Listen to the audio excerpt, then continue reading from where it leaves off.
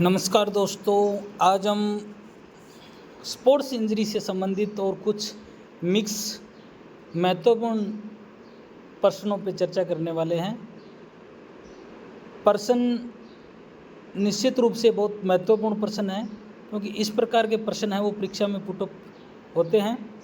Question number 1 की बात करें हम।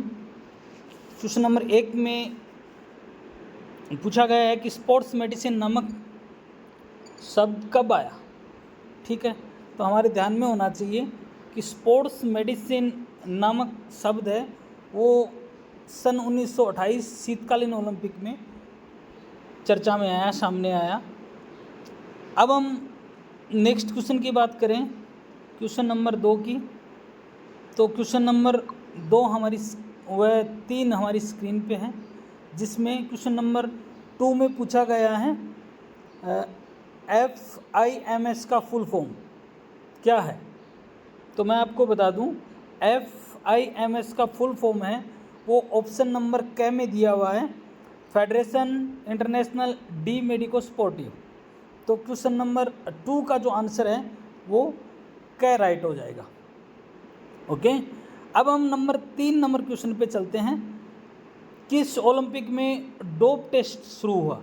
जो डोप टेस्ट की शुरुआत है वो कौन से ओलंपिक से मानी गई है, ये बात पूछी गई है क्वेश्चन नंबर 3 में, और जिसका आंसर है 1968 मैक्सिको सिटी ओलंपिक, जो ऑप्शन नंबर ख में दिया हुआ है। अतः क्वेश्चन नंबर 3 का आंसर है वो ख राइट हो जाएगा। नेक्स्ट चलते हैं हम क्वेश्चन नंबर 4 और 5 के लिए। क्वेश्चन नंबर 4 और 5 आपकी स्क्रीन पे हैं। सबसे पहले हम बात करते हैं क्वेश्चन नंबर 4 की, कि किस ओलंपिक में डोपिंग का पहला केस पाया गया। जो डोपिंग का जो केस सबसे पहले जो सामने निकल के आया वो किस ओलंपिक में आया। तो हमें यहाँ सिर्फ ओलंपिक देखना है, क्योंकि ऑप्शन में हमारे ओलंपिक दिए हुए हैं। तो क्वेश्चन नंबर 4 का जो आंसर है वो क राइट हो जाएगा। 1960 का जो रोम ओलंपिक था उसके अंदर है वो डोपिंग का पहला केस मिला था। क्वेश्चन नंबर 5 की बात करें हम, IASM का फुल फॉर्म क्या है। तो IASM का फुल फॉर्म है इंटरनेशनल एसोसिएशन स्पोर्ट्स मेडिसिन। तो क्वेश्चन नंबर 5 का आंसर है वो ख राइट हो जाएगा। ठीक है, नेक्स्ट क्वेश्चनों की बात करें तो क्वेश्चन नंबर 6 और 7 हमारी स्क्रीन पे हैं।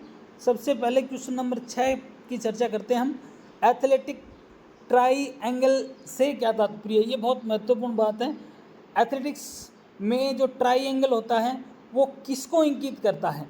तो सबसे पहले हमारी चीज़ ध्यान में होनी चाहिए कि निश्चित तौर पे एक कोच है वो एक अच्छे एथलीट को तभी है वो तैयार कर पाता है, प्रिपेयर कर पाता है, जब उसके पेरेंट्स उनका सहयोग करते हैं उनके साथ। तो निश्चित रूप से एथलेटिक्स में ट्राईएंगल का जो संकेत है वो एथलीट, कोच व पेरेंट्स को माना जाता है। इसलिए क्वेश्चन नंबर 6 में आंसर क्या है वो क्या हो जाएगा, इसका राइट हो जाएगा।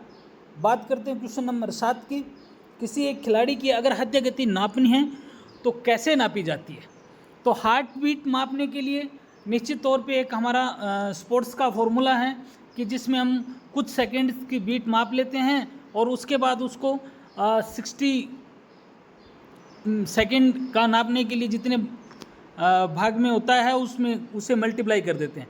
तो यहाँ क्वेश्चन नंबर 7 का क्या होगा, क्योंकि जिसमें है वो इस चीज़ की जानकारी दी गई है कि पहले 6 सेकंड की हृदय गति नाप लेंगे कि 6 सेकंड के अंदर हार्ट बीट कितनी है, और उन हार्ट बीट को 10 से मल्टीप्लाई कर देंगे, जिससे हमें एक मिनट 60 सेकंड का है वो हार्ट बीट निकल के हमारे सामने आ जाएगा। नेक्स्ट हम बात करते हैं क्वेश्चन नंबर 8 और 9 की। क्वेश्चन नंबर 8 और 9 हमारी स्क्रीन पे हैं। 8 नंबर क्वेश्चन में पूछा गया है कि 100 डिग्री फ़ारेनहाइट में कितने सेंटीग्रेड होते हैं, डिग्री सेल्सियस होते हैं। तो मैं आपको बता दूं 100 डिग्री फ़ारेनहाइट में 37.7 डिग्री सेल्सियस के समथिंग होता है, लेकिन यहाँ पे 37 डिग्री ही दिया हुआ है।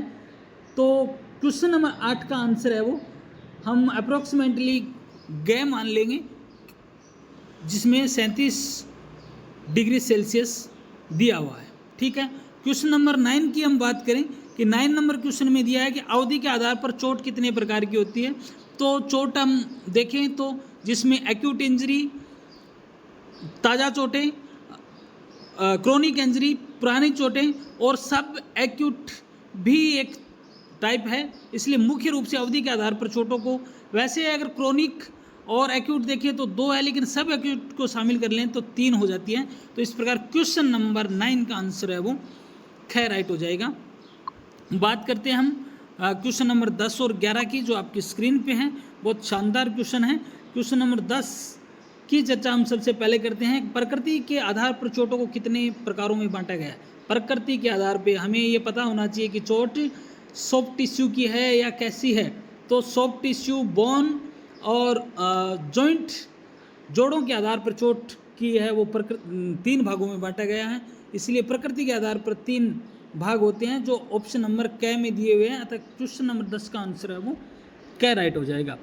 खेल के दौरान चोटों से बचने के सिद्धांतों में सबसे अहम सिद्धांत कौन सा है। निश्चित रूप से चोटों से बचने के सिद्धांतों में सबसे अहम सिद्धांत हमारा फिटनेस का सिद्धांत होता है, क्योंकि अगर फिटनेस हमारी अच्छी होती है तो निश्चित तौर पे हम है वो चोट नहीं लगती है किसी भी वजह से। तो इसलिए हमें फिटनेस पे पूरा ध्यान देना चाहिए। तो फिटनेस का सिद्धांत यहाँ पे ज़्यादा सर्वमान्य होगा।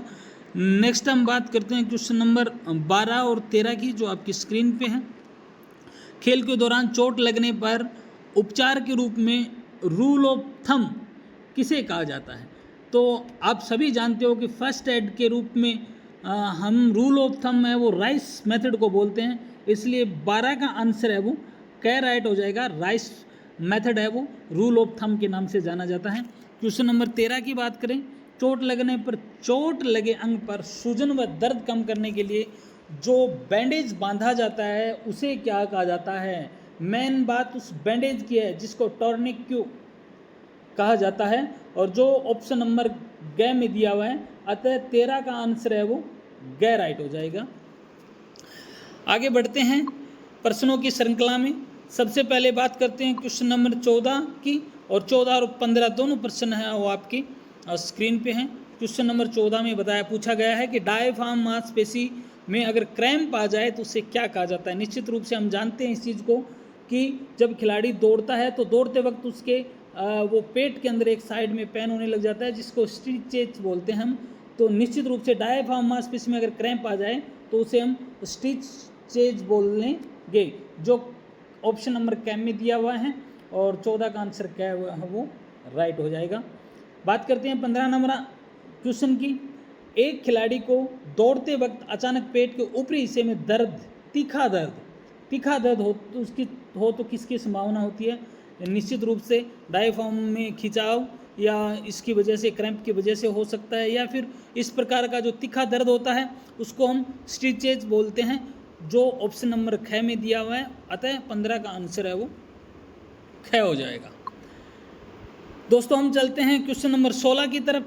16 नंबर क्वेश्चन आपकी स्क्रीन पे है, और जो फिजिकल एजुकेशन का सबसे महत्वपूर्ण क्वेश्चन है, क्योंकि खिलाड़ी है वो स्ट्रेन और स्प्रेन दोनों में बहुत ज़्यादा कंफ्यूज रहते हैं कि स्ट्रेन क्या होता है और स्प्रेन क्या होता है।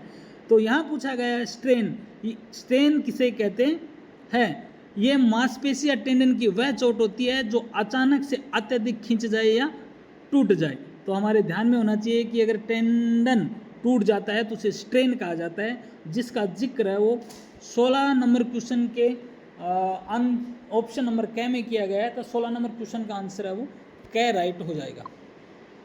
क्वेश्चन नंबर 17 की बात करें। मांसपेशी तथा मांसपेशियों के समूह के तंतु का अनैच्छिक रूप से संकुचित होने को क्या कहते हैं। मांसपेशी तथा मांसपेशियों के समूह के तंतु का अनैच्छिक रूप से संकुचित होने को क्या कहते हैं। तो मैं आपको बता दूं, मांसपेशी और मांसपेशियों का जो समूह होता है वो अनैच्छिक रूप से संकुचित हो जाता है तो उसे हम क्रैम्प कहते हैं। ठीक है, आगे बढ़ते हैं क्वेश्चन नंबर 18 और 19 की तरफ। बात करते हैं क्वेश्चन नंबर 18 की। मांसपेशी या टेंडन की वह चोट जिसमें मांसपेशी या टेंडन अधिक बल के साथ खींच जाए। यहाँ पे ध्यान रखना, टेंडन है वो टूट नहीं रहा है, ब्रेक नहीं हो रहा है, खींच रहा है, इसलिए इसको क्या कहेंगे, हम मसल पुल कहेंगे। अतः क्वेश्चन नंबर जो 18 है इसका जो आंसर है वो मसल पुल हो जाएगा। ठीक है। क्वेश्चन नंबर 19 की बात करते हैं। लिगामेंट के अपनी अधिकतम सीमा से अधिक खींच जाने या लिगामेंट का टूट जाना, ये हमारी दूसरी महत्वपूर्ण चोट है, जिसको हम स्ट्रेन के पैरेलल देखते हैं। जिस स्ट्रेन में लिगामेंट टेंडन टूटता है और लिगामेंट टूटने या अधिक खींच जाने को हम स्प्रेन कहते हैं। तो अतः क्वेश्चन नंबर 19 का आंसर है वो गैर राइट हो जाएगा, स्प्रेन। आगे बढ़ते हैं क्वेश्चन नंबर 20 और 21 पे। टेंडन के तंतु के अचानक से खींच जाने के कारण उसमें सूजन आने को क्या कहते हैं।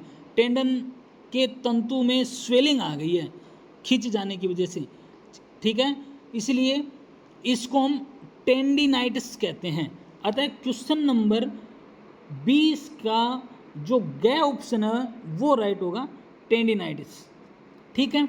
बात करते हैं क्वेश्चन नंबर 21 की। खेल के दौरान किसी से टकरा जाने पर या किसी उपकरण के जोर के प्रहार से मांसपेशी में सूजन तथा रक्त जम जाने को क्या कहते हैं। तो ये हम अभी जब हम इंजरी पढ़ रहे थे तब देखा था कि किसी वस्तु से आघात होने से मांसपेशी में सूजन आ जाती है, रक्त जमा हो जाना है, अंदर के जो कैपिलरीज होती है वो टूट जाते हैं, जिससे ब्लड है वो वाहिकाओं में न बहकर मांसपेशी के अंदर खुले में बहता है, जिससे गुम्बद जैसी संरचना हो जाती है, उसको कॉन्ट्यूजन कहते हैं। तो क्वेश्चन नंबर 21 का आंसर है वो क्या राइट हो जाएगा, गुम्बद, कॉन्ट्यूजन। बात करते हैं क्वेश्चन नंबर 22 की।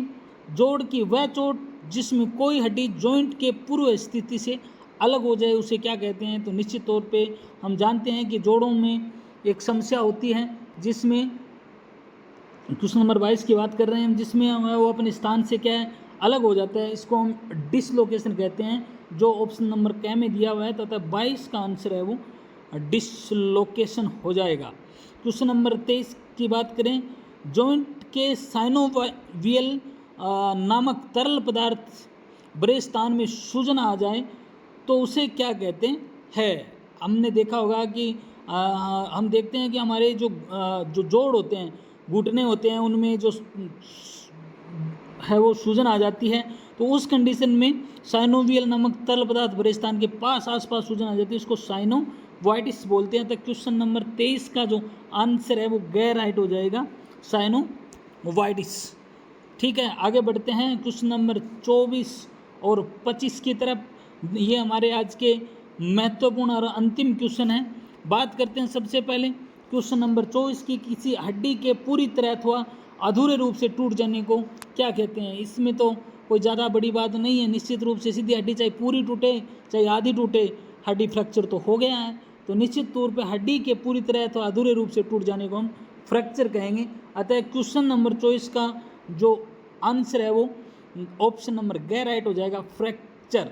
और आज का अंतिम और लास्ट क्वेश्चन बहुत शानदार क्वेश्चन है, या ध्यान में रखने वाला क्वेश्चन है, याद करने वाला क्वेश्चन है।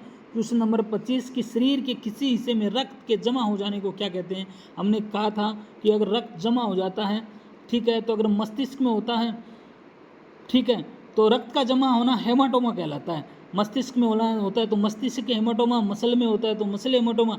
और अगर यही रक्त है वो घुड़सवारों के अगर जंघाओं में या क्वाड्रिसेप्स मसल में अगर इसकी दिक्कत होती है तो उसको चार्ली हॉर्स कहते हैं। अतः क्वेश्चन नंबर 25 का आंसर है वो खैर राइट हो जाएगा, हेमाटोमा।